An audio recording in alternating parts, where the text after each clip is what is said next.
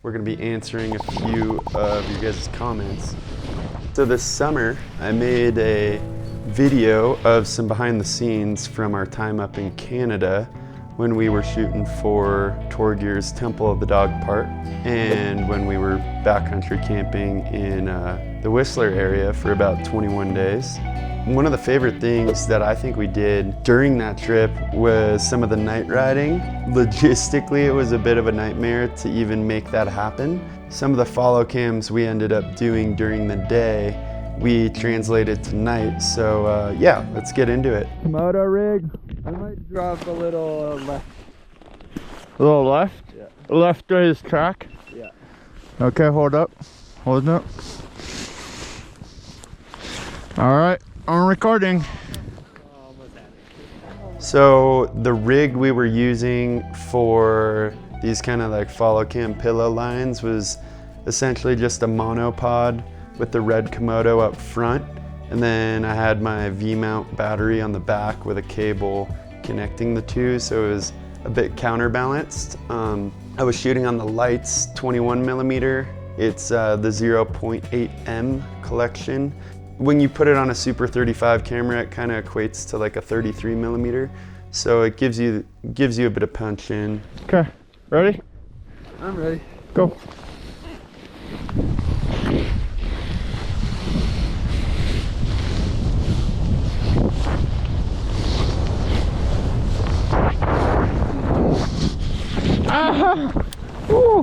Yeah, and I believe this is the first run that Torgear and I did. And I remember thinking like, you know, it was low angle and small, but I remember there being a lot of potential in that. And that was like the first run we had done.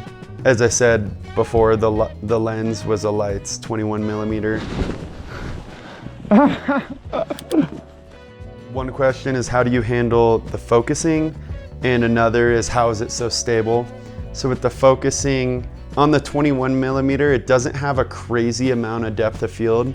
So usually I'll just kind of set my focus at about 5 or 6 feet, kind of just gauge my distance from the rider. You know, if I want to be farther away, I might put that at 8 or 10. But the manual focus isn't so bad if you kind of understand the distance you are from the rider, and then you have the ability to maintain that throughout the run. It definitely looks more stable than normal because the red Komodo is a global shutter camera versus a rolling shutter. Blackmagic, for instance, is rolling shutter when you do follow cams with a camera like that. We won't get too tech, but basically you can get a jello effect in the rolling shutter. The V-Raptor is also a rolling shutter, but it's got a really fast roll. So like you basically get a little less of that jello effect than you would on other cameras. Judd, how happy were you on that last round?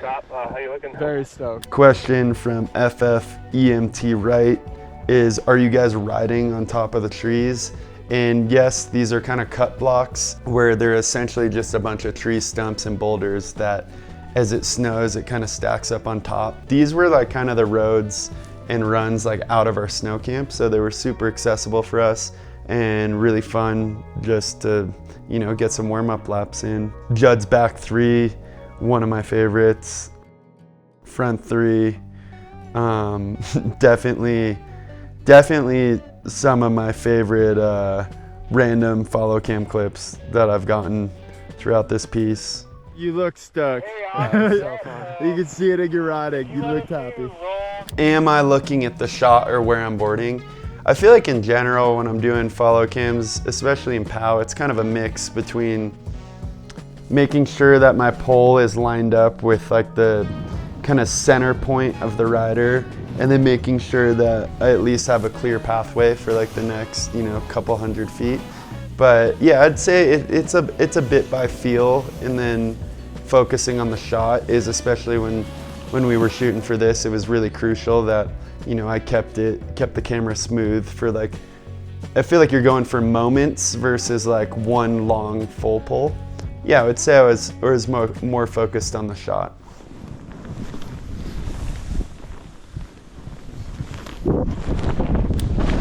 Oh, heads up. How much does this entire setup cost, and what happens if snow gets into the gear? I think in total, with the Komodo and the lens, I think the Komodo setup is probably, you know, about 7-8 grand new, and then that lens is really expensive. It's about 12,000. So you're kind of looking at 20,000 for the setup. And the Komodo does really well if snow gets in. It's pretty, like, as long as you dry it out, the snow is fresh water. I've never had an issue with snow getting in the fans or anything. But with the lens, definitely if it gets wet and then it freezes, because it's metal, sometimes your focus and aperture can get sticky, so you kind of have to, you know, re-melt and whatnot. So it's not ideal. You know, we make it happen. And why on earth would you at least not bag the camera? I guess you hate money. I have tried a Gore-Tex bag over the camera when I first got it. It basically overheats the camera because there's a fan vent in and a fan vent out. So the camera overheats, so I had bad luck with that. I think a lot of people don't understand that these, especially the Komodo, was made as a crash cam. It was made to be put in extreme environments. So I've never had any issues with it in the snow, and all my gear is insured, so I'm also not super worried about if something does go wrong, is, you know, I'm using it for what I bought it for.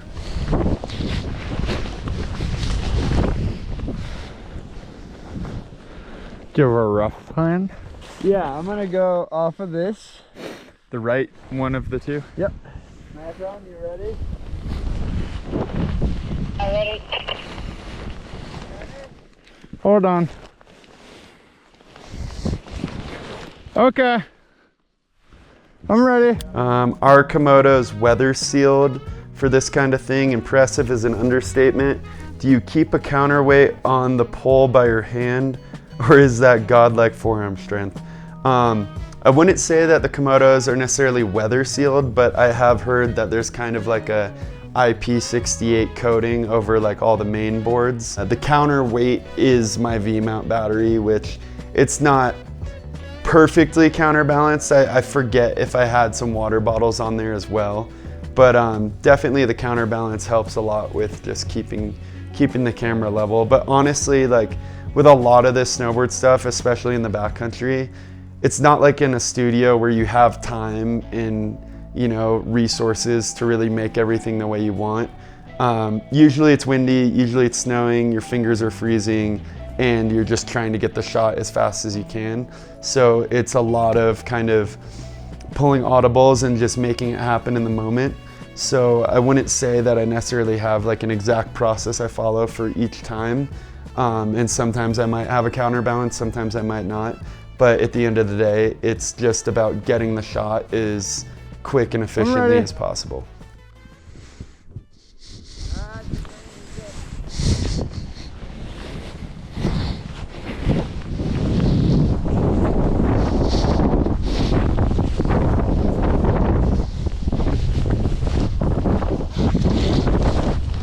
Yeah, so this run in general, like back to kind of that, are you looking at where you're going, or are you looking at the shot? And I feel like that section with tour gear was a bit of both.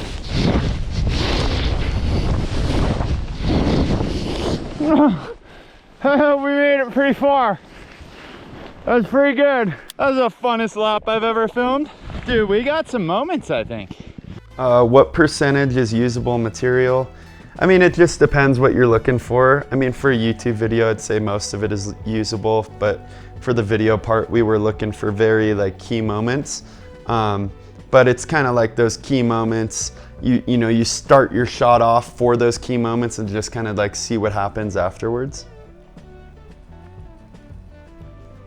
But I would say most of the shot, like as you guys are looking, like it's pretty good and definitely gives you that feel, you know, of fast-paced snowboarding.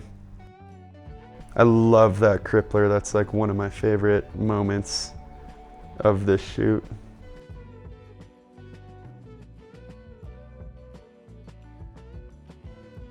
How's the GoPro battery perform in the cold? Pretty much ever since the white Enduro batteries came out for the GoPro, I've had no issues. Definitely on the Hero 13, you probably get 10 to 15% longer battery compared to the 12. On an average day, I like to have 3 batteries with me, one in the camera, 2 extras in the pocket, 3 extras in the pocket if I'm really going the whole day or it's super cold. They're definitely a lot better than the OG batteries used to be. And I think that wraps up for the behind the scenes. Appreciate all your guys' questions and comments. We're gonna hopefully do more of these and kind of explain, you know, bits and pieces of how I like to shoot things and kind of taking concept to reality and giving you guys some insight on how I make it happen. And for, you know, all those daytime shots, I think I was at an aperture of about 8. And then the reason I really like those lenses is they're small and compact. And if you watch Greenhorn or Temple of the Dog, when we ended up shooting at night, I was able to bump that aperture all the way down to f1.4 to kind of make those night shots happen, which aren't really possible with a lot of the lenses that you're used to seeing. So that's like my favorite part about the Lights 0.8M series. I hope that answered some questions for you guys and was interesting. Comment below if you want to see more of this stuff. And I believe we have a day from Locks coming up next week with Seb Toots and Mace from Battalion. So should be a good one. Thank you guys. Appreciate all the support.